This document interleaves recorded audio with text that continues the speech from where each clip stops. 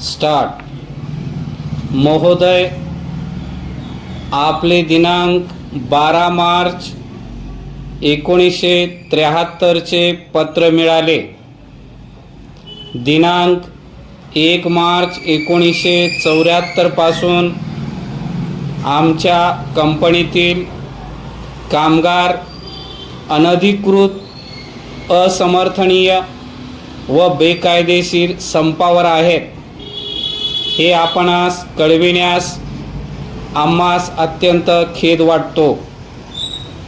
कामगारांच्या मागण्याबाबत आमच्या कंपनीने नेहमीच उदार धोरण स्वीकारले आहे.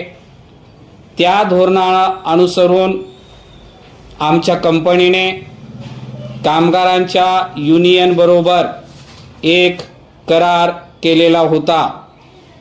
तो करार या वर्षाच्या अखेरीस संपुष्टात येत आहे.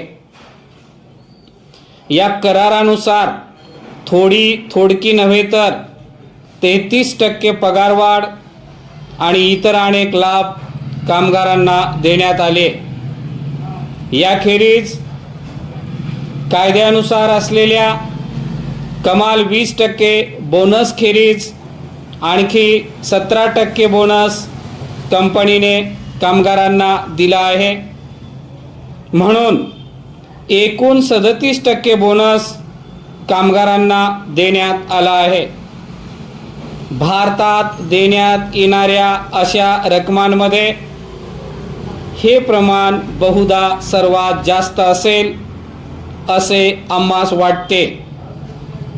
कामगार संतुष्ट राहावेत या उद्देशाने आम्ही हे लाभ कामगारांना आपणहून दिले. कामगार शेवटी संतुष्ट कामगार हाच कोणत्याही कारखान्याच्या यशाचा आधारस्तंभ असतो. आज आमच्या कंपनीतील सर्वात कमी पगार मिळवणाऱ्या कर्मचाऱ्याला सुद्धा दरमहा 425 रुपयांपेक्षा अधिक रक्कम मिळते. ही रक्कम कोणत्याही तुलनेने पाहिल्यास समाधानकारक वेतन म्हणून मानण्यास कोणाचीही मुळीच हरकत नसावी.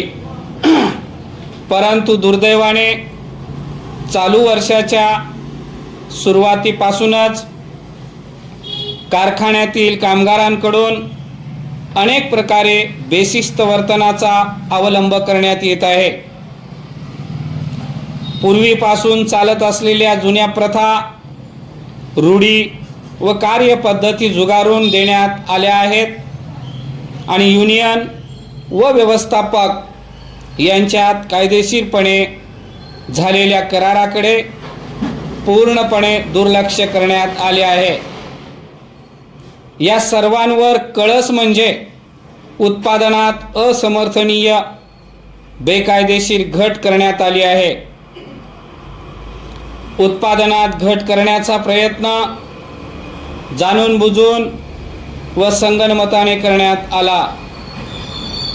इतकेच नव्हे तर व्यवस्थापकांना आपली कामे करू न देण्यासाठी आणि शिस्तभंगाची कारवाई उचित असतानाही ती केली जाऊ नये म्हणून त्यांच्यावर दबाव आणण्याचाही प्रयत्न करण्यात आला.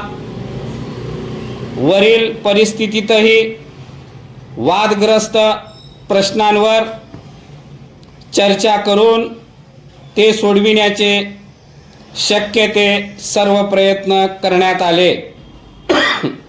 परंतु दुर्दैवाने त्यांचा उपयोग झाला नाही.